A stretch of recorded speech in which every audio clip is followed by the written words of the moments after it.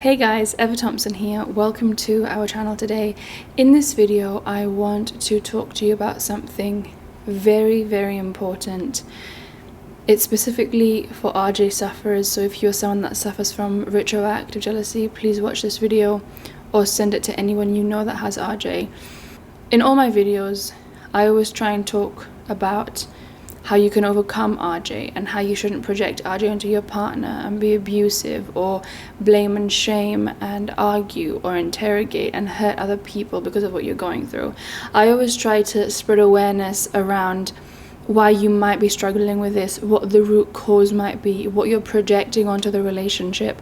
Maybe it's insecurities and fears that you have that you're projecting onto your partner and their past. I talk about how the past is not inherently a problem. You've made it a problem in your mind, and how different values and beliefs can change and shift and you can actually end up being together. And while all of that is true, today I want to talk to you about something a bit different. I want to talk to you about when it might not be RJ and when you shouldn't feel like this is only your problem, or this is actually just about you and your fears and your insecurities, and you're here and you're feeling guilty and you're feeling ashamed and you're feeling embarrassed for having RJ, when actually your partner is either contributing to the RJ or they are causing it all together. Okay, so I'm just gonna, from my experience, I'm going to talk to you what I've seen in clients, what I've seen in people generally that struggle with this, comments, messages that I receive, and I've come up with 3 ways to know whether or not it's you that has the RJ and it's actually something that you need to work on, or it's actually maybe your partner and it's something that you can maybe look at addressing in the relationship. I think it's very important, and I always encourage you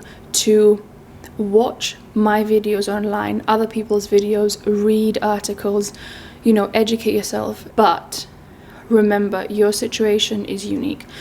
You are unique, and don't take everything that you see online to heart. Just because I say something, it doesn't mean that it has to be right for you. There's a disclaimer under every single one of my videos talking about how you should always listen to your doctor. This is from my experience and my training and my experience with RJ personally, and obviously with helping people. And just because I say something or someone else says something that is a doctor or a psychologist and it's online, it's a video, always remember, you know yourself more than anyone. You are in control of yourself. If you need to go and see a physical doctor and a physical psychiatrist and talk to them about your situation specifically and get advice, that's different. That's what I would advise you to do if you're feeling very confused. The last thing I want you to do is watch one of my videos, for example, where I talk about, you're projecting your fears, your insecurities, everything onto your partner, and your partner is actually in the wrong, or they've done something that is illegal, or it's got actually nothing to do with you and your insecurities. And I had that conversation with someone on a discovery call recently, and so this is what sparked me wanting to make a video, because it's important to address when the RJ sufferer is at fault, but it's also important to address how important sometimes the role of the partner is as well in this situation, okay? The first thing you should look out for if you're an RJ sufferer and you're not sure if it's RJ or if it's your partner is when they lie to you about their past in the beginning of the relationship, without them even knowing you have RJ, or without you even showing any signals of jealousy or insecurity or anxiety or anger around their past, and they just lie to you because they want to paint a different picture. This is something that, of course, isn't right, because you're getting into a relationship with someone that is not being truthful about who they actually are and what they've been through. And so if you find out later on what they've done and what they've been through, you have every right to feel bad about it. You have a right to feel lied to. You have a right to feel betrayed, because you got serious and you trusted and you entered a relationship with someone that painted a different picture than who they actually are. So I'm not saying leave them, break up with them, they're a horrible person, but I'm just saying in this situation, it's not just you and the RJ. It's not just, it's your fears and your insecurities, get over it, It's not. It is both parties. You need to talk to your partner. Why did they lie? Where were they coming from? Do you want to forgive them? Are you ready to forgive them? Can you trust them? You need to work on the relationship, work on the communication, work on being open, work on building up that trust again. Okay, so if you are in a relationship where you find out after months or years that your partner's been lying to you about something, and it's not because you've interrogated them too much, it's not because you've asked them too many questions, it's not because they didn't want to trigger you or they were scared of your reaction, it's because just off their own back they just wanted to paint a different picture of who they actually were, probably because they felt ashamed or they wanted to impress you or they were insecure. It doesn't matter. What matters obviously now is addressing the issue and seeking probably therapy together or looking for help or just, doing a communication course online, anything that you can to improve the relationship and build up that trust again. But it's not just you and just the RJ if this is what you've been through. The second thing is that they've done something against the law. So they have assaulted someone, they've taken advantage of a minor, they have done something that is against the law, let's just say that, because there's a lot of things that can fall under that umbrella. I recently talked to someone that had been through something like this, and they were so confused as to, is this my problem? And yes, they experienced RJ in their past as well, so there is some sort of RJ going on there. However, it's if your partner has done something and they've harmed a minor or they've taken advantage of a minor or they've assaulted, it's likely that it's not just you and your insecurities and your fears projected onto that situation that is making this bad. So it's not just RJ here, okay? If they've done something, this is what I was talking about with this person, if they've done something wrong and they've done something bad and they've harmed someone, yes, they might not be that person anymore, but it's important to acknowledge it for what it was. It was something that wasn't nice. It was a bad situation. It wasn't right. And acknowledge that before moving on. Don't say it's because of your insecurities and because of the RJ, or you're projecting all of this stuff onto the situation and you're making it, a problem. When someone has done something like that, I can completely understand how, and everyone's different.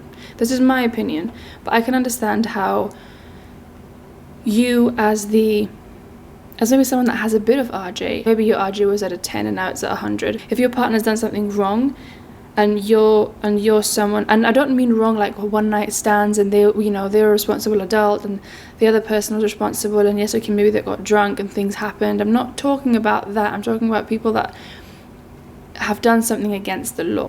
You find them wrong because they are wrong, and it's not because of your fears and your insecurities and RJ. It's just because that situation was just wrong. Now, the third and probably the most common is if your partner doesn't value your feelings in arguments and isn't compromising to show you how much you mean to them, their words and their actions are not aligning, then I'm not saying it's not the RJ, it's them. Maybe you have RJ to a degree. However, this behavior will just make it worse. I'm talking about situations where you calmly tell them that you feel insecure about something, or you calmly ask them to do something in order for you to feel more safe and secure in a respectful way, not a controlling way. And they answer aggressively, they answer, it's sort of the mindset of, well, it's not my problem, it's yours, fix it. And they don't want to know about how they can participate in your healing journey. They don't want to know about how this can make the relationship better, how they can advance the communication, how they can just help you through it. And when you have an argument and you don't feel like they're on your side, or when they put other people and other situations above your relationship and making you feel comfortable, then it's likely it's not just the RJ, it's likely that the relationship needs working on and the communication needs working on. Because when your feelings are not validated, and when you don't feel understood, and when you don't feel safe and secure in the relationship, when you feel judged, when you feel like nothing you do is good enough, when you feel like you're walking on eggshells, that is just going to make the RJ worse. And so that also needs addressing. And without realizing they fuel the RJ, it's not always they're doing it on purpose. Sometimes they get very defensive because of the RJ, which is fair enough. Again, take this video and apply it to your life however you like, or don't apply it at all. It's completely up to you. I try to always be very intentional with trying to include different case scenarios and people and how it, you know, different ways of looking at things and how that's very important. I always say often, I never say always, and it's because everyone is different.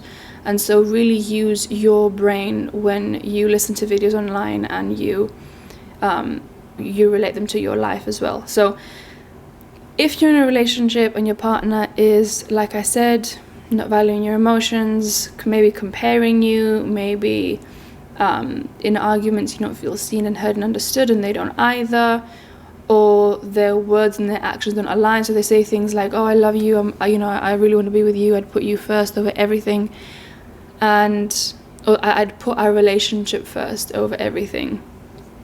So in the beginning especially, so we can get to know each other and we can feel safe and we can build something solid. Then they don't do that. It's tricky. And actually, I'll give you a situation and you can judge it if you want to, because obviously this can be quite controversial. But personally, when I first got into a relationship with Sean about 6 years ago now, I obviously had RJ pretty badly, and he offered to close his social media down for me. And I didn't ask him, but he offered it. And I said yes, just so we can get to know each other and build our relationship up and feel like we can trust each other, etc. Because people would message him, friends of friends, and I'd get triggered. And of course someone can look at that today and say, oh, well, that's controlling. But then I have other people that say, well, I asked them to unfollow people from their past and they refuse. Or some other people say, I asked them to unfollow people from their past and they did it. So at the end of the day, whether you view this as toxic and controlling or not, is social media more important than your relationship? Is unfollowing a person or deactivating your account for a little bit,